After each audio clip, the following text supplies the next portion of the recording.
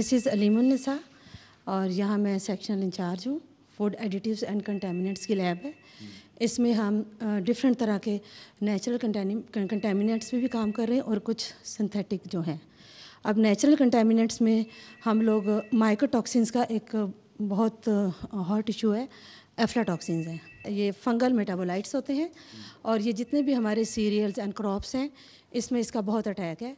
और ये बड़ी जब उनकी फेवरेबल कंडीशंस हैं कुछ, यानी कि high humidity and high temperature. ये किस चीज़ को अफेक्ट करते हैं? ये हमारे क्रॉप सीरियल्स, दालें हैं, चावल ख़ास तौर पे है। आप ये यहाँ कमोडिटीज़ जितनी देख रहे हैं इनको ये अफेक्ट करती है। ये इसकी कंडीशंस होती है स्पेशल, जैसे high humidity and high temperature जिस इलाके में है उस इलाके में ये बहुत ज़्यादा अफेक्ट करती है।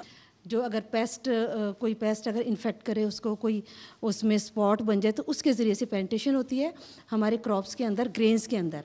अच्छा, ये डेड फॉर्म में चूँकि केमिकल फॉर्म में आ जाते हैं, तो एक दफ़ा अगर ये आ जाए किसी फूड में तो ये हम इसको अवॉइड नहीं कर सकते, सिर्फ हम इसको मिनिमाइज़ कर सकते हैं। तो इसके लिए ज़रूरी है कि जो हमारे ट्रेडर्स हैं, हमारे ताजर लोग, एक्सपोर्टर्स हैं, वो अपनी स्टोरेज कंडीशन को जो है ना वो मेंटेन रखें।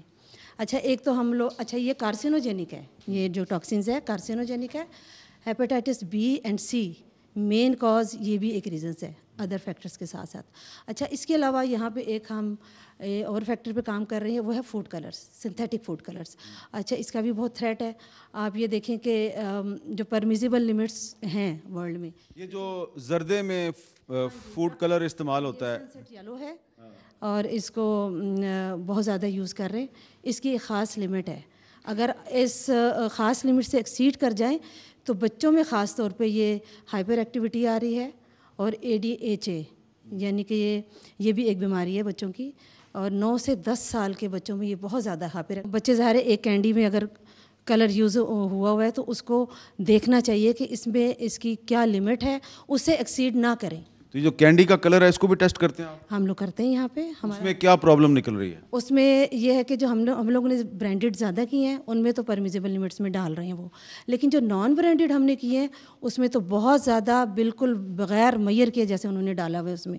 ये जो कैंडी में जो मुज़र सेहत कलर्स इस्तेमाल हो रहे हैं, इससे बच्चों को क्या नुकसान हो रहा है? एलर्जीज़ होती है, थ्रोट का प्रॉब्लम आ रहा है, कैंसर, ज़ाहिर है सारे कैंसर्स तो सारे ही तो कैंसर्स हैं।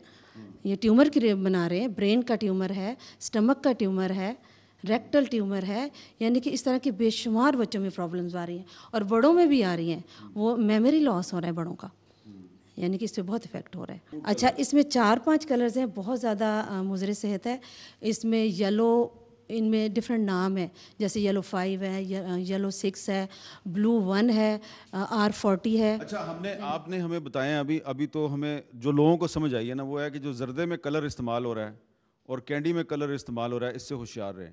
और कौन कौन सी खाने पीने की अशिया जो है उसमें फूड कलर से होशियार रहने की ज़रूरत है? अच्छा, एक और कलर है सूडान डाइस, ये तो बहुत ज़्यादा हमारे स्पाइसेस में यूज़ हो रहा है और ये बिल्कुल इलीगल डाई है। और मसाले में इस्तेमाल होता है? मसाले में ये बहुत ज़्यादा, चिली में, करी पाउडर में, ये हमारी हल्दी, धनिया, जितने स्पाइसेस है उसमें ये बहुत ज़्यादा डाल रहे हैं।